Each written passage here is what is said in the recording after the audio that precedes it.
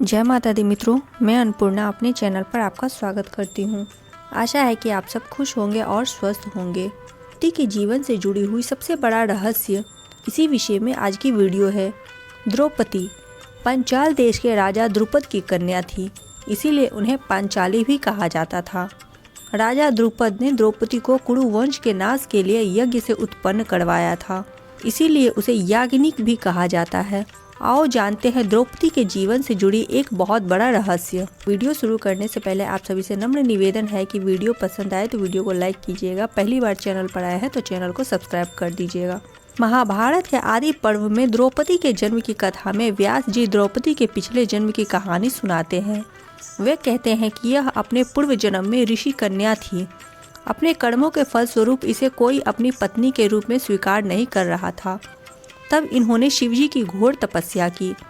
जिस समय द्रौपदी शिवजी की घोर तपस्या कर रही थी तो उनके मन में 5 विचार थे।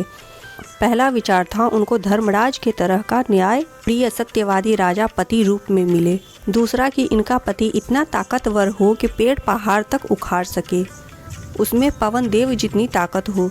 तीसरा कि संसार का सबसे अच्छा धनुर्धर हो, जिसकी तुलना स्वयं भगवान राम से हो। चौथा कि संसार का सबसे अधिक सुंदर हो और पशु प्रेमी हो, सभी जीवों पर दया करे।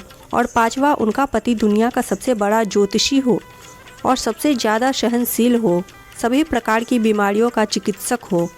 जब शिवजी प्रकट हुए उस समय कन्या उनको देखकर इतना डर गई कि मांगने में सिर्फ पति के अलावा कुछ बोल नहीं पाई। महाभारत का एक दोहा है, पति पति पति मोहि देहु, पति पति मोहि मांगे देहु, एवं मस्तु जो मांगे हो 5 पति तुम लेहु। अर्थात कि पति पति तुम मांग रही हो, तुमने जो तपस्या किया है उसके लिए तुम्हें 5 पति का वरदान मिल रहा है। वह कन्या जो उस समय 1629 वर्ष की हो गई थी, इस जन्म का आधा भाग जी चुकी थी, इसीलिए शिव भक्ति करके शेष जीवन बिताने का ख्याल आया। वह बोली, प्रभु मैं तो सिर्फ एक विवाह हेतु आपका तपस्या कर रही थी, किंतु आपने तो मुझे कलंकित होने का अभिशाप दे दिया। अब 5 पति का क्या करूंगी प्रभु?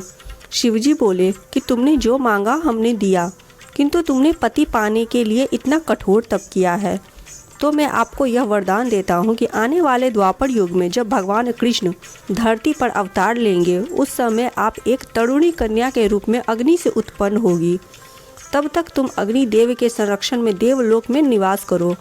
भगवान कृष्ण तुमको अपनी बहन बनाएंगे और उनकी अनुशंसा में तुमको तुम्हारे पति मिलेंगे। तत्पश्चात कन्या नलिनी बोली, हे प्रभु, अगर मनवांछित विवाह हेतु कोई कन्या तप करती है और आप दर्शन देने में सैकड़ों वर्ष लगा देते हैं, उसकी तो उम्र ही निकल जाती है।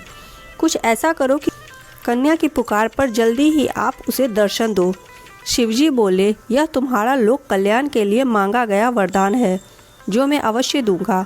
इसके साथ मैं प्रसन्न हूँ कि आपने इस समय भी लोक कल्याण पर परमार्थ के लिए सोचा। अतः तुम 5 पतियों वाली होकर भी सती रहोगी, आजीवन कुंवारी कन्या रहोगी।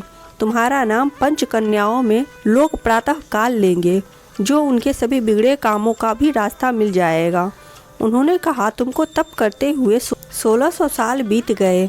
अगर कोई कुंवारी कन्या मनवांछित पति प्राप्त के लिए सिर्फ 16 सोमवार का हृदय से भक्ति और नियम पूर्वक हमारे लिए उपवास करेगी और मुझे प्रसन्न करने हेतु पूरे दिन हमारे पंचाक्षरी मंत्र जो तुमने जाप किया है वही मंत्र जाप करेगी, और ऐसा वह 16 सोमवार करती है तो उसका मनोरथ अवश्य सफल होगा। कुंवारी कन्या तभी से 16 सोमवार का व्रत करने लगी और अपने मनोरथ सिद्ध करती आ रही है। इसके बाद वह तपस्विनी कन्या नलिनी अग्नि में प्रवेश कर गई और शिव कृपा से देवलोक में विराजमान हुई। नल यानी का पुनर्जन्म द्रौपदी के रूप में हुआ। द्रौपदी के इच्छित 14 गुण 5 पांडव में थे। युधिष्ठिर धर्म के ज्ञानी थे। भीम 1000 हाथियों की शक्ति से पूर्ण थे। अर्जुन अद्भुत योद्धा और वीर पुरुष थे। सहदेव उत्कृष्ट ज्ञानी थे। वो नकुल कामदेव के समान सुंदर थे। अब हम ये जान लेते हैं कि द्रौपदी का जन्म कैसे हुआ। जब पांडव तथा कौरव राजकुमारों की शिक्षा पूर्ण हो गई तो उन्होंने द्रोणाचार्य को गुरु दक्षिणा देना चाहा। द्रोणाचार्य को पांचाल नरेश तथा अपने पूर्व के मित्र द्रुपद के द्वारा किए गए अपने अपमान का स्मरण हो आया और उन्होंने राजकुमारों से कहा, राजकुमारों, यदि तुम गुरु दक्षिणा देना ही चाहते हो तो पंचाल नरेश द्रुपद को बंदी बनाकर मेरे समक्ष प्रस्तुत करो। यही तुम लोगों की गुरु दक्षिणा होगी। गुरुदेव के इस प्रकार कहने पर समस्त राजकुमार अपने अपने अस्त्र शस्त्र लेकर पंचाल देश की ओर चल दिए। पांचाल पहुंचने पर अर्जुन ने द्रोणाचार्य से कहा, गुरुदेव, आप पहले कौरवों को अपना द्रुपद से युद्ध करने की आज्ञा दीजिए। यदि वे द्रुपद को बंदी बनाने में असफल रहे तो हम पांडव युद्ध करेंगे। गुरु की आज्ञा मिलने पर दुर्योधन के नेतृत्व में कौरवों ने पांचाल पर आक्रमण कर दिया। दोनों पक्षों के मध्य भयंकर युद्ध होने लगा, किंतु अंत में कौरव परास्त होकर भाग निकले। कौरवों को पलायन करते देख पांडवों ने आक्रमण आरंभ कर दिया। भीम तथा अर्जुन के पराक्रम के समक्ष पांचाल नरेश की सेना हार गई। अर्जुन ने आगे बढ़कर द्रुपद को बंदी बना लिया और गुरु द्रोणाचार्य के समक्ष ले आए। द्रुपद को बंदी के रूप में देखकर द्रोणाचार्य ने कहा, हे द्रुपद, अब तुम्हारे राज्य का स्वामी मैं हो गया हूँ। मैं तो तुम्हें अपना मित्र समझकर तुम्हारे पास आया था, किंतु तुमने मुझे अपना मित्र स्वीकार नहीं किया था। अब बताओ, क्या तुम मेरी मित्रता स्वीकार करते हो? द्रुपद ने लज्जा से सिर झुका लिया और अपनी भूल के लिए क्षमा याचना करते हुए बोले, हे द्रोण, आपको अपना मित्र न मानना मेरी भूल थी और उसके लिए अब मेरे हृदय में पश्चाताप है। मैं तथा मेरा राज्य दोनों ही अब आपके अधीन है। अब आपकी जो इच्छा हो करे। द्रोणाचार्य ने कहा, तुमने कहा था कि मित्रता समान वर्ग के लोगों में होती है, अतः मैं तुमसे बराबरी का मित्र भाव रखने के लिए तुम्हें तुम्हारा आधा राज्य लौटा रहा हूँ। इतना कहकर द्रोणाचार्य ने गंगा नदी के दक्षिणी तट का राज्य द्रुपद को सौंप दिया और शेष को स्वयं रख लिया। द्रोण से पराजित होने के उपरांत महाराज द्रुपद अत्यंत लज्जित हुए और उन्हें किसी प्रकार से नीचा दिखाने का उपाय सोचने लगे। इसी चिंता में एक बार वे घूमते हुए कल्याणी नगरी के ब्राह्मणों की बस्ती में जा पहुँचे। वहाँ उनकी भेंट याज तथा उपयाज नामक महान कर्मकांडी ब्राह्मण भाइयों से हुई। राजा द्रुपद ने उनकी सेवा करके उन्हें प्रसन्न कर लिया एवं उनसे द्रोणाचार्य के वध का उपाय पूछा। उनके पूछने पर बड़े भाई याज ने कहा, इसके लिए आप एक विशाल यज्ञ का आयोजन करके अग्निदेव को प्रसन्न कीजिए, जिससे कि वे आपको महान बलशाली पुत्र का वरदान दे देंगे। द्रुपद ने याज और उपयाज से उनके कहे अनुसार यज्ञ करवाया। उनके यज्ञ से प्रसन्न होकर अग्निदेव ने उन्हें एक ऐसा पुत्र दिया जो संपूर्ण आयुध कवच कुंडल से युक्त था। उसके पश्चात उस यज्ञ कुंड में एक कन्या उत्पन्न हुई, जिसके नेत्र खिले हुए कमल के समान दिव्यमान थे, भोहे चंद्रमा के समान वक्र थी तथा उनका वर्ण श्यामल था। उनके उत्पन्न होते ही एक आकाशवाणी हुई कि इस बालिका का जन्म क्षत्रियों के संहार और कौरवों के विनाश के हेतु हुआ है। बालक का नाम धृष्टद्युम्न, बालिका का नाम कृष्णा द्रौपदी रखा गया। दक्षिण भारत में लोकप्रिय मान्यता है कि द्रौपदी महाकाली का अवतार थी, जो भगवान कृष्ण की सहायता के लिए पैदा हुई थी, जो भगवान विष्णु का एक अवतार है, जो देवी पार्वती के भाई है। भारत के सभी अभिमानी राजाओं को नष्ट करने के लिए, क्योंकि भविष्य पुराण में बताया गया है कि पांडवों की महारानी द्रौपदी पूर्व जन्म में एक गरीब ब्राह्मणी थी। वन में रहकर यह किसी तरह अपना गुजारा किया करती थी, लेकिन अपने एक पुण्य के कारण यह अगले जन्म में पांडवों की महारानी बनी। द्रौपदी को द्रौपदी इसीलिए कहा जाता है कि वे राजा द्रुपद की पुत्री थी। उन्हें पांचाली इसीलिए कहा जाता था कि राजा द्रुपद पांचाल देश के राजा थे। उनका एक नाम कृष्णा भी था, क्योंकि वे भगवान कृष्ण की सखी थी। आइए जानते हैं सारे नाम। कृष्णा।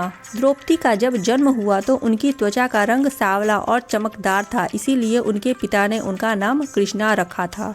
दूसरा नाम यज्ञासनी। द्रौपदी का जब जन्म हुआ एक यज्ञ कुंड से हुआ। दरअसल द्रौपदी के पिता ने पुत्र की इच्छा से पुत्राकमेष्टि यज्ञ किया था। वह चाहते थे कि जो पुत्र इस यज्ञ कुंड से निकलेगा वह द्रोण से बदला लेगा, मगर यज्ञ में धृष्टद्युम्न के साथ उसकी बहन द्रौपदी का भी जन्म हुआ, इसीलिए द्रौपदी को यज्ञासनी भी कहा जाता है। तीसरा नाम द्रौपदी। द्रौपदी को द्रौपदी इसलिए भी कहा जाता है क्योंकि वो राजा द्रुपद की पुत्री थी, इसीलिए उनके पिता ने उन्हें अपना नाम दिया था। आज पूरी दुनिया में द्रौपदी को इसी नाम से ज़्यादातर लोग जानते हैं। चौथा नाम था पांचाली। द्रौपदी का जन्म पांचाल राज्य में हुआ था और वह वहाँ की राजकुमारी थी, इसीलिए लोग उन्हें प्यार से पांचाली भी कहते थे। पांचवा नाम था पंचमणि। द्रौपदी को पंचमणि भी कहा जाता है क्योंकि उन्होंने 5 पुरुषों के साथ विवाह किया था। आपको बता दें कि वनवास के समय द्रौपदी अपने 5 पतियों के साथ जिन गुफाओं में रही उस जगह का नाम भी पंचमणि रख दिया गया। छठा नाम था परशाती। द्रौपदी एक शक्तिशाली पिता की पुत्री थी। परिष्टा का अर्थ भी शक्तिशाली ही होता है, इसीलिए द्रौपदी को कई लोग परशाती नाम से भी पुकारते हैं। सातवां नाम है नित्यायुवनी। द्रौपदी को भगवान शिव का एक वरदान मिला था। वरदान के तहत हर रात वह अपनी कुंवारी वापस हासिल कर लेती थी। आठवां नाम है मालिनी।